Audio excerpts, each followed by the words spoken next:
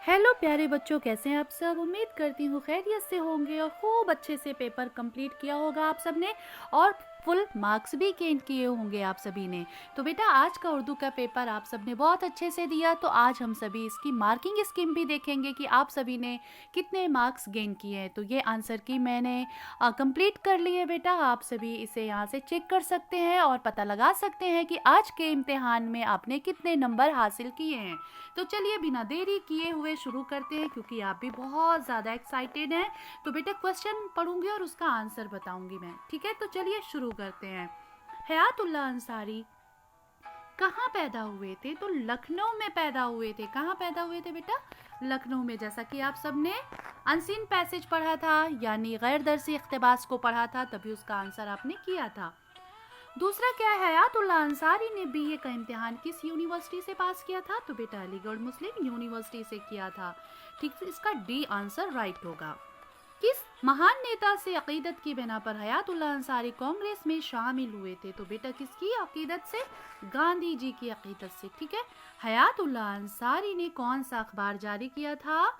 हिंदुस्तान अखबार जारी किया था। नेक्स्ट है आपका, हयातुल्लाह अंसारी 1966 और 1982 में डैश डैश डैश कहाँ के थे बेटा? क्या थे? तो राज्यसभा के थे। कहाँ के थे? राज्यसभा के। ओके। पंडित जवाहरलाल नेहरू ने लखनऊ से कौन सा रोजनामा जारी किया था? तो कौमी आवाज जारी किया था।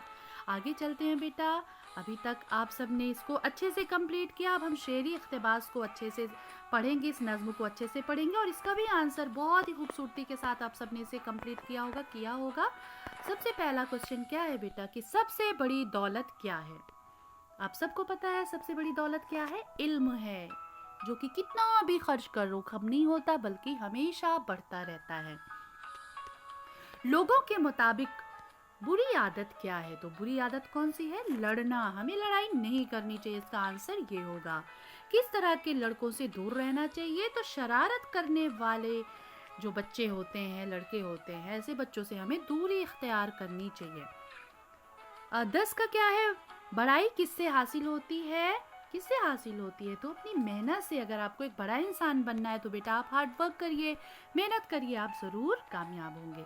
लफ्ज इज्जत का मुतजाद, मुतजाद पूछा गया है, यानी उल्टा, विलोम, अपोजिट, एंटोनिम। तो क्या होगा इसका? जिल्लत होगा। इज्जत का जिल्लत, मुतजाद क्या होगा? जिल्लत।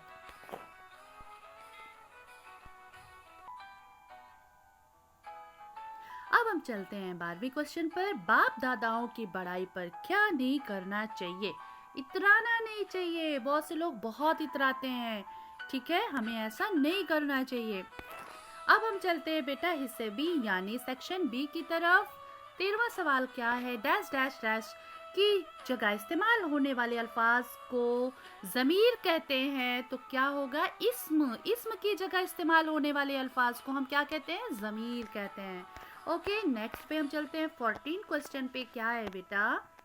ध्यान से देखेंगे आप सभी कि किसी शख्स, जगह या चीज के अमूमी नाम को हम क्या कहते हैं? तो बेटा इसमें आम, यानी इसमें नकरा को इसमें आम भी बोलते हैं, यानी कॉमन नाउन। ओके, वो अल्फाज जो एक दूसरे के जिद हों क्या कहलाते हैं? मुतजाद कहलाते हैं। क्या कहलाते हैं? मुतजाद। जिद मतलब जस्ट उल्टा।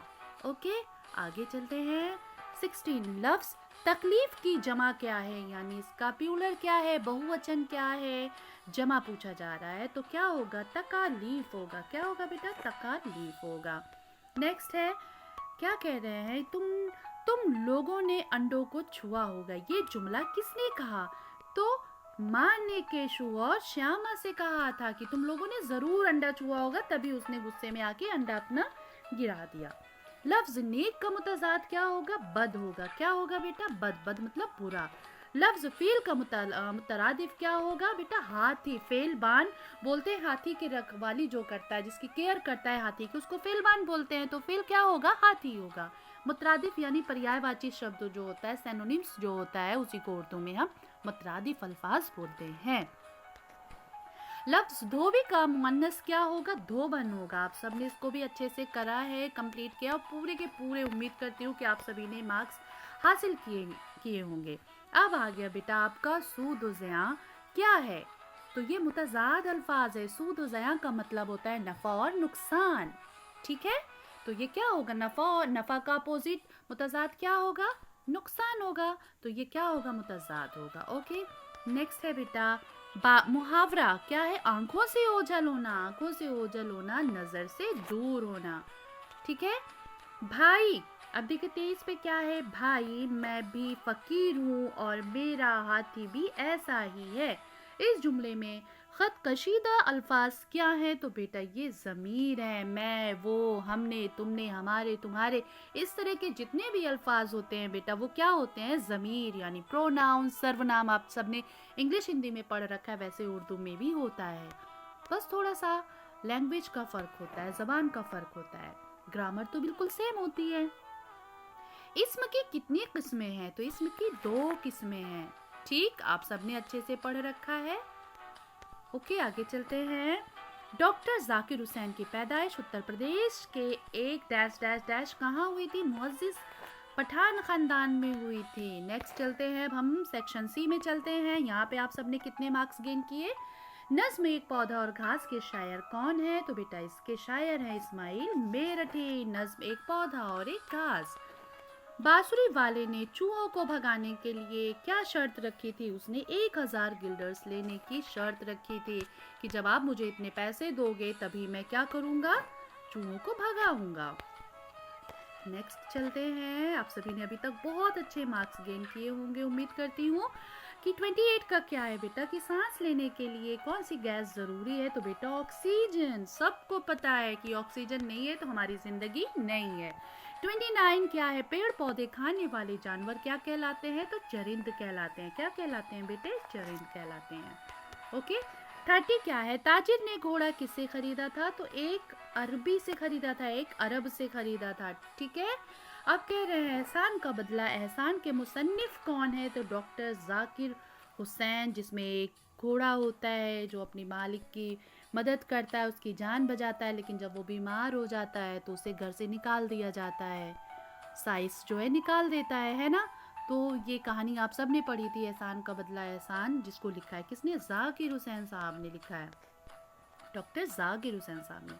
सफ़ेद शेर गर्मी में ठंडक पाने के लिए कहाँ जाकर बैठ जाता है? तो बेटा तालाब में बैठ जाता है। अक्सर करके आपने जू में देखा होगा, ठंडाई पाने के लिए शेर कहाँ बैठ जाता है? तालाब में। अख्तर शेरानी के वालिद का क्या नाम था? तो अख्तर शेरानी के वालिद का नाम था बेटा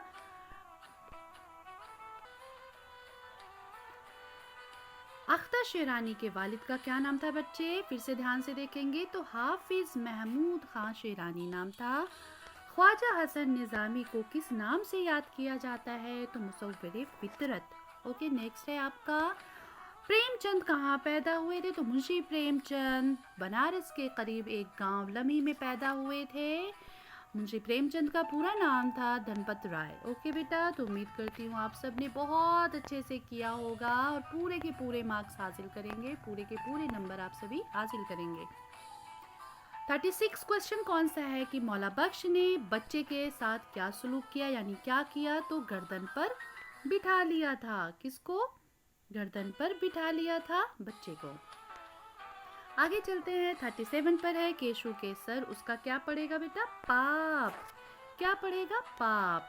38 पर है अख्तर शेरानी की नज़मों का दूसरा अहम मौजू क्या है? हुब्बुल वतनी। हुब्बुल वतनी बोलते हैं बेटा देशभक्ति को, जो वो इंसान जो अपने वतन से बेपनाह मोहब्बत करता हो, ठीक है, हुब्बुल वतनी बोलेंगे। नेक्स्ट है आपका पांडा के जिस्म पर घने बाल उसे किससे बचाते हैं? तो सर्दी से बचाते हैं। कि हमने पढ़ाया है ना कि कोई भी ऐसा जानवर जिसके लंबे और घने बाल होते हैं तो उसे देख के तुरंत समझ जाए कि ये ठंडे मुल्क का रहने वाला जानवर है, क्योंकि जहाँ पे ठंडी होती है ऐसे जानवरों के जिस्म पर बहुत लंबे लंबे और घने बाल होते हैं। 40 क्वेश्चन क्या है? कि सूरज नारायण मेहर की पेशतर नज़में किस मौजू पर है? तो बेटा इसका आंसर होगा इखलाकियात। ओके, नेक्स्ट है आपका, अच्छा बेटा यहाँ पे 41 और 31 क्वेश्चन सेम आ गया था, ठीक है, कि एहसान का बदला एहसान मुसन्निफ कौन है? तो डॉक्टर जाकिर हुसैन थे। तो यहाँ पे हमने एक चेंज ला दिया था, यहाँ पे चेंज कर दिया था ये क्वेश्चन मैंने, हम सब ने, कि नज़्म हिंदू मुसलमान के शायर कौन है? तो यहाँ पे इसका आंसर आप सब ने किया था तिलोक चंद महरूम। ठीक है, इसका आंसर ये होगा। यहाँ पे तो आपने डॉक्टर जाकिर हुसैन लगाया ही था, लेकिन हमने चेंज करके ये वाला किया था। ठीक है, आगे चलते हैं बेटा। इस्माइल मेरठी का कलाम किस नाम से शाये हुआ? तो कुल्लियात इस्माइल के नाम से। ओके, दौलतमंद ताजिर कहाँ रहता था? तो दौलतमंद ताजिर शहर आदिलाबाद में रहता था। कहाँ रहता था बेटा? शहर आदिलाबाद में। नेक्स्ट है, आपका मेहनत का फल क्या होता है? तो कामयाबी। कहते नहीं मेहनत का फल बहुत मीठा होता है, जब हमें कामयाबी मिल जाती है तो ऐसे ही लोग बोलते हैं ना। नेक्स्ट है आपका 45, मिट्टी और पानी, हवा और रोशनी डैश डैश डैश वास्ते दोनों के डैश डैश हैं बनी मुकम्मल, यानी ये शेर इनकम्प्लीट है, इसे हमें मुकम्मल करना है। तो यकसा होगा, यानी कि मिट्टी और पानी, हवा और रोशनी यकसा, एक जैसा। पेड़ को भी वही चीज़ें चाहिए, मिट्टी और घास को भी वही चीज़ें चाहिए, लेकिन फिर भी इतना भेदभाव, इतना क्यों इत्तेफाक रखते हैं? क्यों लोग उसको जो है पेड़ को ज़्यादा तरजीह देते हैं और मुझे कम देते हैं? घास का ऐसी शिकायत थी। ठीक है, आगे चलते हैं। 46 पे क्या है? चिड़िया ने कांच पर कितने अंडे दिए थे? तो बेटा 3 अंडे दिए थे। कितने दिए थे? 3 अंडे थे। 47 है, मौला बख्श ने खाना बंद कर दिया था क्योंकि डैश डैश उसके पास आने पर पाबंदी लगा दी गई थी। किसके? बच्चों के आने पर पाबंदी लगा दी गई थी, है ना। मीर बाकर अली दहलवी किसके शागिर्द थे? तो मीर पेड़ा के, और ये इनके नाना भी थे। नज्म हिंदू मुसलमान में बुलबुलें किसे कहा गया है? तो हिंदू और मुसलमान को कहा गया है। एक रोज मस्ती में आकर मौला बख्श ने किसे मार डाला था? फेलबान को मार डाला था। किसको मार डाला था? फेलबान को मार डाला था। तो बेटा उम्मीद करती हूँ कि आप सबने बहुत अच्छे मार्क्स गेन किए होंगे, 40 में से 40 मार्क्स आए होंगे। और प्लीज़ आप सभी अपने अपने मार्क्स ज़रूर शेयर करना, मुझे बहुत खुशी होगी कि आप सबने बहुत अच्छे मार्क्स हासिल किए। ओके, अपना ख्याल रखें, ध्यान रखें, खूब मन लगा के पढ़ाई करें, ऐसे ही आगे बढ़ते रहें। Bye bye.